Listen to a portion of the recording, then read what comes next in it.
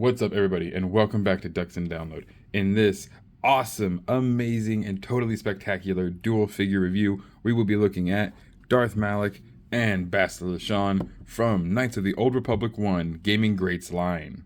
Both of these figures are absolutely iconic, and I can't wait to put each of them with their respective Revan. This is going to be an absolutely amazing figure review. I've already gotten a lot of hype and seen a lot of great things about these, and both of these characters mean a lot to me, and the Knights of the Old Republic game is definitely my #1 game for Star Wars, totally with nostalgia bait.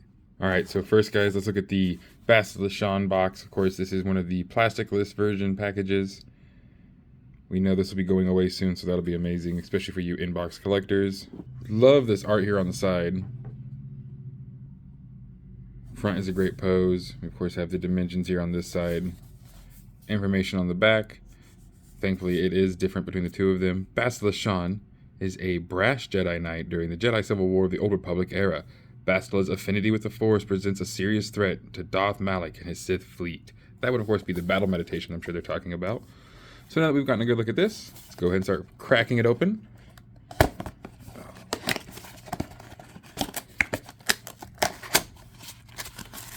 Alright. And there we are, of course, the mummified remains of a great figure. Alright, let's go ahead and get Bastila freed, just like we did recently. If you guys are watching my KOTOR playthrough, we actually just recently saved Bastila from the Swoop Bike game. And accessories packaging.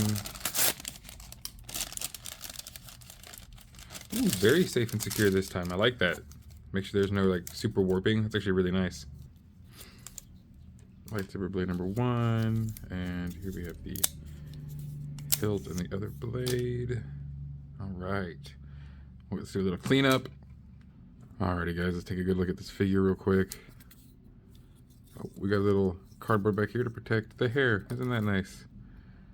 Hair comes in this nice, dual bun, just like it does in the game. Far less pixels, nice and rounded. We have the armor here, this nice, almost purple-esque burgundy red. Really looks good. I love the tassels on the back. No soft goods, but honestly, it kind of makes more sense for this to be hard shell because then it fits more firmly. It gives that more armor take, and I don't think it's supposed to be soft. It was probably supposed to be more like a leather anyway. Not super thin feet. That's always good. Love to see a nice wide boot on a female character. That means they'll stand far easier. Really, really like this face sculpt. Like I am really, really enjoying it. I think it's a very, very good face sculpt. And here we have the lightsaber. Very, very long, almost the full width of my hand. The hilt here has a very nice but basic design. Scooped emitter there. Nice thin chassis. Really nice black grip. It does have a smooth texture to it. And on there, the yellow on this blade I actually really, really like. Kind of a deep yellow, but it still grabs light really well, so it kind of has a glow to it almost. So a very good saber all around. Came practically pretty straight, actually. This is right out of box, and I don't really have to do too much tampering to straighten it out because of the way they packed it. Alright, arms, good. Legs have a really nice, easy hip joint here. Yep, dual hip joint there. We got waist, lower neck as on a ball, and then the head itself does come on its own as well. So we can get a lot of posability, I think, with this character. I'm excited to see just how many poses we'll be able to do here real quick. So of course, we gotta get like a nice fighting stance or something. The hand actually molds really easily. That was also super cool right there. That was really easy actually. We have a line up here where the hips can turn. Dual knee. Okay, I can let's see. It's getting a nice wide stance here. Oh, almost. All right, just a little tinker. Wow. That's brilliant. That is really amazing. I am super excited with this. This has got to be the #1 posable female Jedi we have gotten so far, in my opinion. Well proportioned. The weight isn't too heavy on front or back because of any of the hard shell. It's all like kind of streamlined on the side, so it really helps the figure stand. What an amazing, just like original like sense I'm getting from this. I hope they start using this body on more and more female Jedi. No, knees don't bend super far back. You can kind of see the dual joints here. Oh, there we go, there we go. Get that top joint. That's absolutely stellar. Guys, I gotta say again, this is some of the best posability we've ever gotten with almost any character, and let alone a female Jedi. I am absolutely in love with this figure. An amazing head sculpt, great hair, great armor, great articulation, and absolutely amazing lightsaber. I cannot find anything I dislike about this figure, and I really hope again that future female Jedi get this kind of treatment. The posability and the stances on this figure are awesome. Next, on to the Dark Lord. And here we have Darth Malak, apprentice to Darth Revan and betrayer of his master at his weakest moment. Darth Malak, Gaming Greats KOTOR #1 as well, and the main villain for Knights of the Old Republic 1. I am super excited to open this one, as I love Ancient Sith, and I can't wait to have Darth Malak and Darth Revan reunited once again. There's that nice little scaling box there. This should be a pretty tall figure as well, as Malak was a very tall individual. Great art all over, but even better, guys, is what's inside.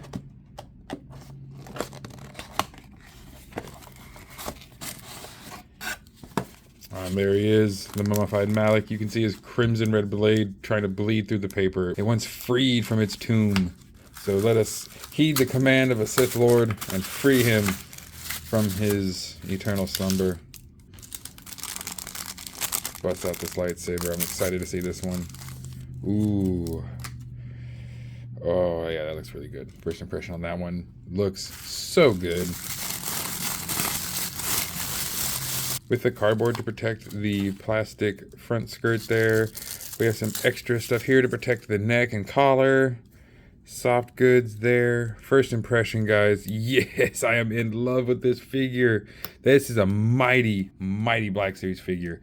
Definitely taking advantage of that full 6-inch scale. Love this shawl-like cape thrown over the shoulder. Great articulation in the arms. Thankfully, the nice slits here don't impact the legs too much. He has the single ball and rocker knee here, so he won't exactly have as much kneel ability as Bastila over there. Now, of course, Sith try not to kneel. They do kneel before their Emperor and their Master, but Malak will kneel before no one ever again, or so he thinks. Absolutely in love with this figure. Hands are good, the head sculpt looks good, but guys, we know there's a part of this head sculpt that is the most important. Let's get a better look at this. Absolutely love the head sculpt, the tattooing, a little bit of damage. You can see the, I should say, deterioration and the wound there. So let's go ahead, let's pop this off. If I believe correctly, it does connect in the back here. Yep, there we go. One piece off. Comes off that way. Yep, there we go. And there he is. Lower jaw taken off by his master when he tried to first ever fight him. The burn marks and the attempted healing flesh from the Bacta and the Calto. Wow. What an absolutely amazing head sculpt. Horrifyingly awesome, I should say. Alright, now let's take a good look at this saber here.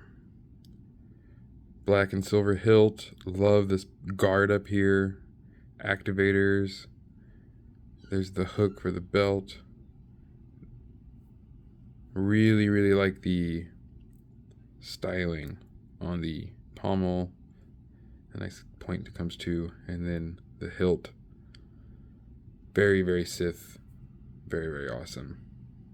Looks a lot like the Starforge, actually, when I look at it now this way.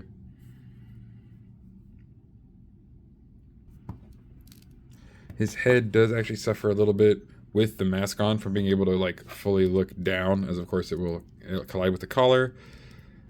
But don't forget, he believes he is a Sith Lord who will never have to bow again. I really love the beefiness and the bulkiness of this figure. You can see with Bastila Shan there. Very, very formidable, very tall. An absolutely awesome figure. Great crimson red blades. Sith always have some of the best lightsaber blades, I'd say. Love that scarring on the face, the armor on the chest, with the tunic underneath. Of course, it was far harder to tell in the game what was armor and what was cloth due to it being horrible pixelation, but now I would really say this is definitely the default version I will take for the view of Malak. Absolutely amazing set of figures, and I'm so happy to have the both of them. Malak definitely has far less articulation than Bastila does. The knee is actually where there's a swivel joint on the leg. I don't think... Oh, there is actually one up here on the upper hip too, so he has 2 swivel joints there. But he does not really have as much bendability as Bastila does with her ability to meditate and take on a lot of really awesome stances.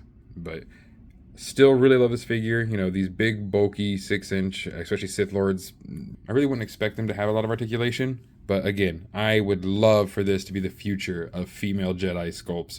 What an amazing figure this one is. It outshines so many of the other figures. So now, guys, let's go over and get ourselves a shelf shot. Alrighty, guys, and here we go. Bastila and Lightside Revan in the back with Force Ghost Anakin and Obi-Wan, presiding over all the future of the Jedi.